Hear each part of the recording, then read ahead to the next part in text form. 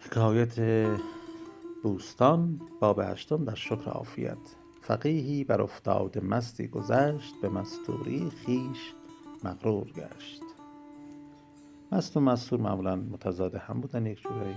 اینجا فقیه بر یک مست گذر میکنه، ازش کنارش رد میشه و به پاکدامنی خودش مغرور.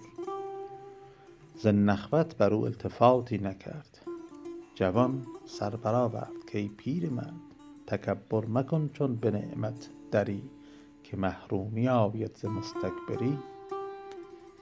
نخوت همون دیگه غروره، میگه از روی غرور و نخوت به اون مست توجهی نکرد و مست که جوان بود سر برآورد گفت ای پیرمرد تکبر مکن چون به نعمت دری. به نعمت دری یعنی در ناز و نعمتی، ترکیبش قدیمیه.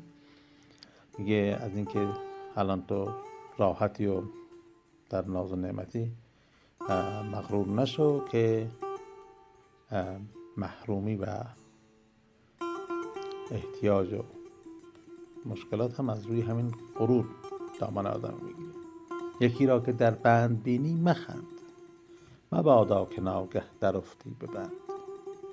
تو را آسمان خط نه آخر در امکان تقدیر هست، که فردا چو من باشی افتاده مست.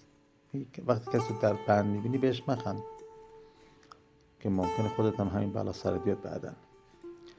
نه آخر در امکان تقدیر هست، که فردا چو من باشی افتاده مست. یعنی ممکنه تقدیر تو هم اینطوری باشه که یک روز دیگه مثل من مست باشی.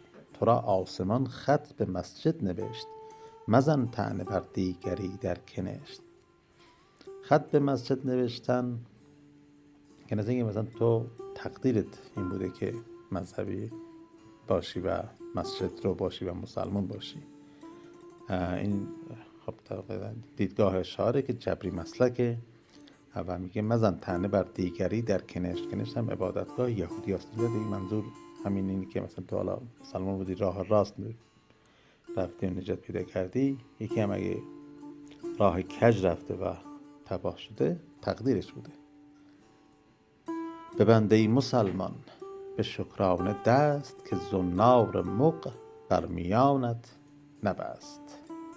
مغ معمولا همون زرتشتی ها هستند. زنار اون تسبیحی بوده که بر گردن یا کمرشون می آویختن. میگه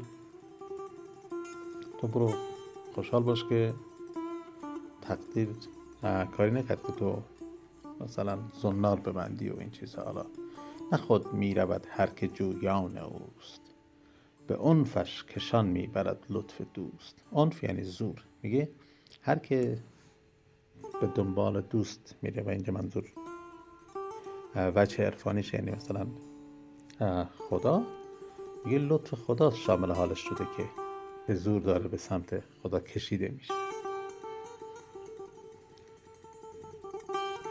خب بدرود دوستان، تا برنامه بعدی و شعر بعدی و حکایت بعدی.